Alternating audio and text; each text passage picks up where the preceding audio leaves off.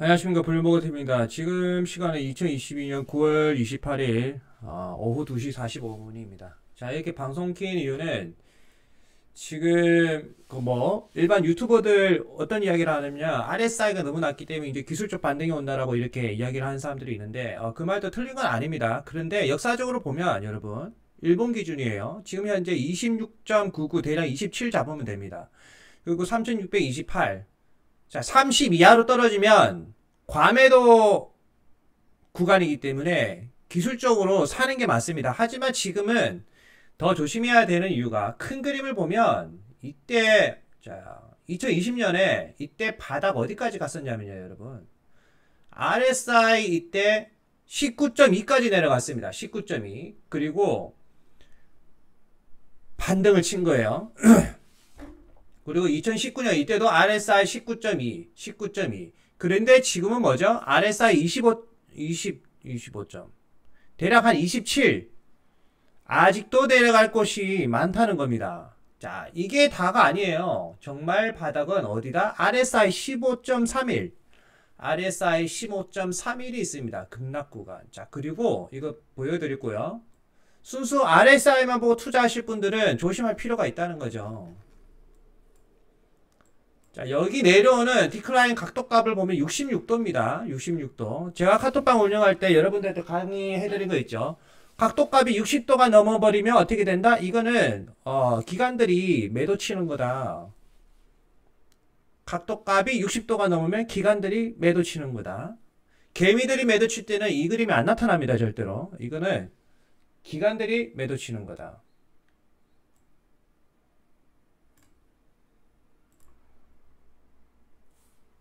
얼굴이 이제 나오네요.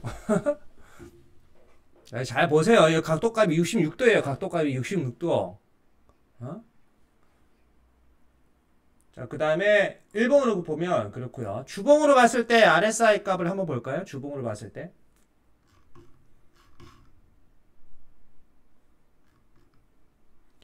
주봉으로 봤을 때도 RSI 값을 보면 주봉으로 봤을 때 36.72밖에 안 됩니다. 더 내려간다는 거죠. 주봉으로도 최소 70 이하, 30 이하로 떨어져야 됩니다. 여기 보면 주봉으로 봤을 때 30.48, 여기. 그 다음에 여기도 30.48 확대를 좀 해드릴게요. 자, 이 구간도 RSI 값이 주봉으로 봤을 때는 뭐죠?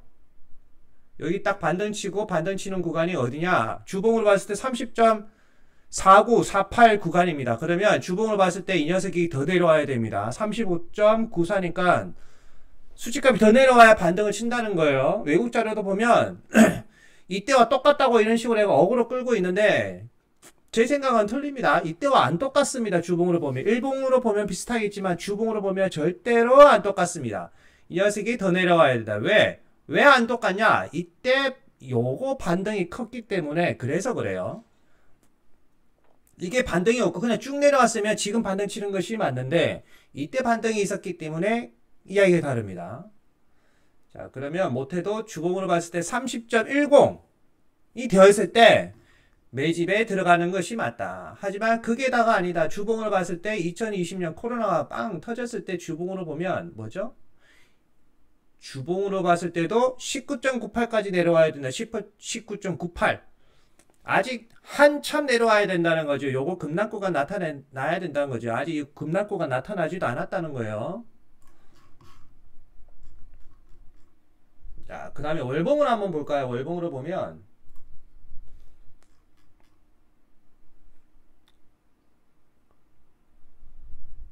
월봉으로 보더라도 조금 더 내려와야 됩니다. 지금 월봉으로 보면 바닥이 41.79죠. 근데 이거 SPX 500이에요. SPX 순수 SPX로 한번 볼까요?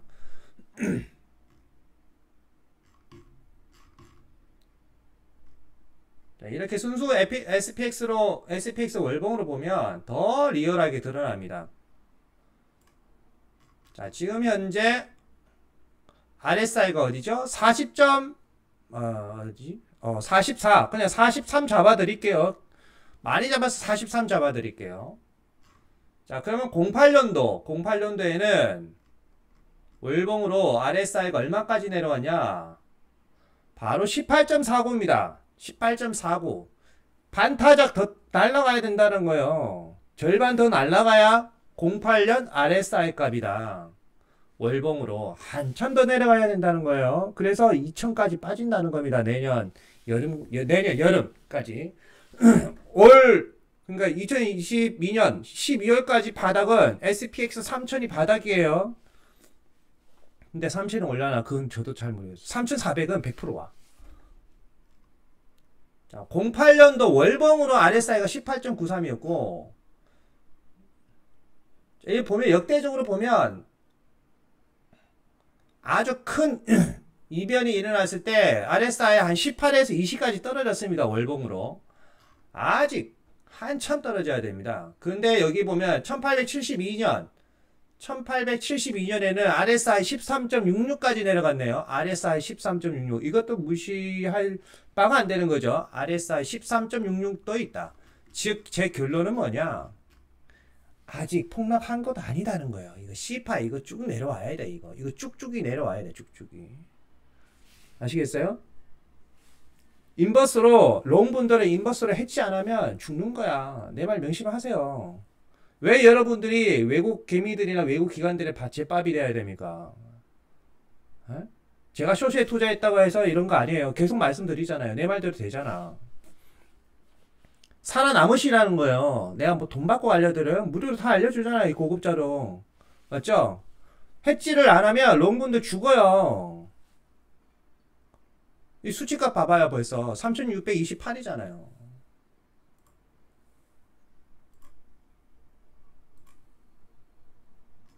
각도가 66도입니다. 각도가 66도. 미친 거예요. 자, 그리고 조금 전에 제가 게시판에다가 뭘 남겨놨냐면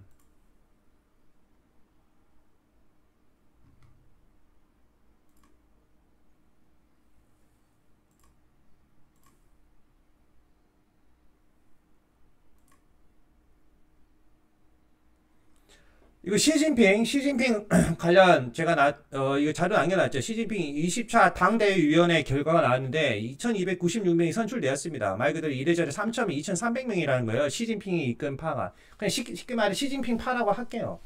에? 시진핑 3년이면 확정된 거나 다름없는 거예요. 이거는. 자, 그러면 중국 관련주 투자할 때 어떻게 해야 되냐? 시진핑이 싫어하는 파트 분야. 그런 거 투자하면 안 됩니다. 인터넷 기업들. 시진핑은 뭐죠? 중앙 권력을 더욱 공고히 하기를 원한다. 현대판, 독재. 현대판 독재자.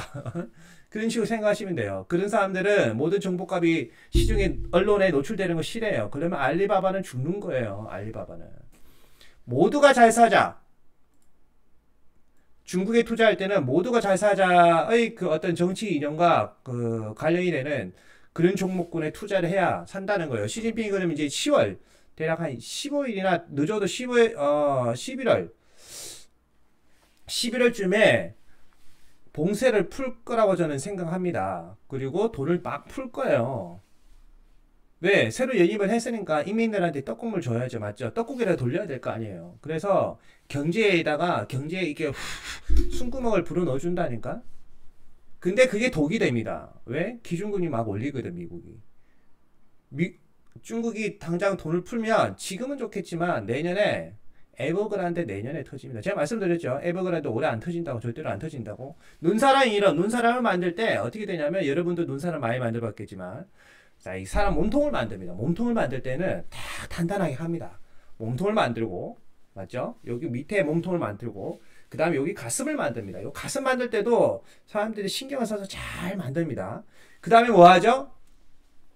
마지막 머리를 만들거나, 이게 몸통이 머리라고 생각하고, 마지막 이렇게 이제 막 꼽잖아요. 귀도 만들고, 눈도 그리고 이렇게. 그리고 나서 막 사진도 찍고 그럽니다. 아, 눈사람 잘 만들어졌어. 그리고 나서 등을 돌립니다. 그때 머리부터 날아갑니다. 그게 자연의 이치입니다. 그래서 중국발 에버그란데 사태는 터져도 내년에 터지지 올해는 안 터집니다. 자, 이거 코멘산트 자료 알려드렸죠? 여러분들 코멘산트 들어가서 보시라고 제가 링크 걸어놨으니까 여기 보면 이거 인터내셔널 시간대니까 지금 실시간이나 거의 다름없어요. 여기 보면은 국민투표 참가자의 99%가 러시아 연방 가입에 뭐 찬성했다. 뭐 이거 볼 거 없어요 이거. 찬성표 던졌다. 99.23%. 집계가 벌써 끝난 거예요 내부적으로. 그러면 언제 이거 발표를 하냐 푸틴이 계획안 또 나왔습니다. 금요일날 30일날. 이때 어떤 말을 할까요? 야, 이 4개 주는 뭐다? 4개 주는 러시아 거다. 그리고 뭐라고 하겠어요? 러시아령의 어떤 무기가 날아오면 우리는 국토방위를 해야 된다. 가만 안 된다. 그러면서 뭐가 비치가 되겠어요? 대놓고 전술핵은 이야기 안 해. 그 말 할 때쯤 되면 미리 전술핵은 딱 4개 지역에 딱딱딱 자포리아부터 돈바스, 자포리아, 뭐 헤르손 지역에 딱딱딱 그 최경계선에 그 전술핵이 딱 배치가 되어 있을 거예요. 이거는 근데 내 생각이에요. 그럴 수밖에 없어. 내가 만약에 푸틴이라면 나는 그렇게 할 것 같아. 땅 따먹게 할 때 전술핵을 딱딱딱 제일 최전방에다가 탁탁탁 박아놓는 거지. 날라오면 그냥 같이 죽자 이거예요. 그런데 더 웃긴 게 뭔가 알아요? 인간이란 거는 망각의 동물이라서 지금 이런 시간들이 이제 계속 흘러가잖아요. 전술핵 이렇게 탁탁탁 박혀있고 시간 끌게 하잖아요. 그리고 겨울이 돼. 겨울이 되면 더욱더 난리가 치겠죠. 우크라이나 쪽에서는. 그러면은 갈등이 생길 거란 말이에요. 푸틴은 그걸 역용하는 거고, 이때 만약에 우크라이나에서 미사일 한 방 날라오면 바로 전술핵이 날아가는 거예요. 전술핵은 옛날 우리가 생각하는 그 원자폭탄이랑 달라요. 어? 완전 광범위하게 그거 다 박살내는 게 아니라고. 일정 부분을 박살내는 거라고. 아시겠죠? 자, 그런 부분들을 알고 있어야 됩니다. 매크로를. 그래서 올 겨울이 죽음의 겨울이 되는 거예요. 인간이 태어나서 보통 한 80 산다고 쳤을 때 여러분들은 세계 3차 대전을 지금 느끼고 있는 겁니다. 과거와 다른 3차 세계대전입니다. 뭐 알려드리려고 그랬지? 자, 몇 가지 또 알려드릴게요. 이건 CTA 수치값입니다. CTA 수치값. 자, 만약에 증시가 반등을 하면, 제가 봤을 땐 그렇게 크게 반등할 일이 없는데, 만약에 증시가 반등을 하면 어디까지 올라갈 거냐? 여기 3,907 되어 있죠. 여기까지 올라갑니다. 근데 언제 반등 칠지 저는 그것까지는 모르겠어요. 반등 치면 그렇다는 거죠. 여기 보시면 CTA 자금이 올 공매도 포지션에 취해져 있습니다. 이 공매도 포지션. 이 CTA 자금은 어디서 나오는 거죠? 리버스 레포. 오버나이트 레포, 리버스 레포. 제가 말씀드렸죠. 그 수치값 계속 바라고. 자, 하지만 얘들이 언제든지 롱, 즉 주가 올리는 것으로 방향성을 트는 순간 순식간에 3,907은 순식간에 찍어버립니다.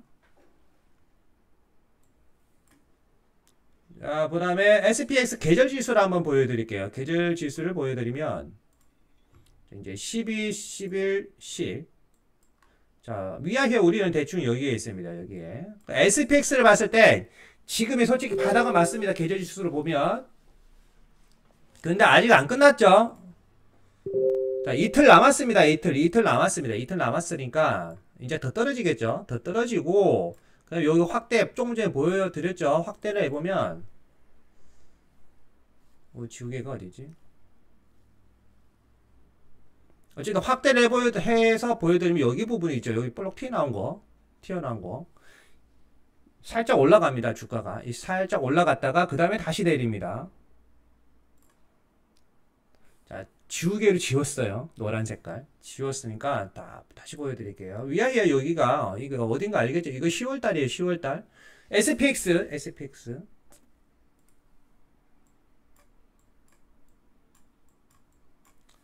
어차피 선택은 여러분들 하시는 거예요. 제가 돈 받는 거 아니니까 책임도 여러분들이 다 가지고 있는 거예요. 대신에 따로 후원하신 분들은 제가 따로 자료 보여드리고 있어요. 공짜는 없습니다. 이제. 근데 대놓고 제가 뭐 멤버십하고 이런 거는 안 해요.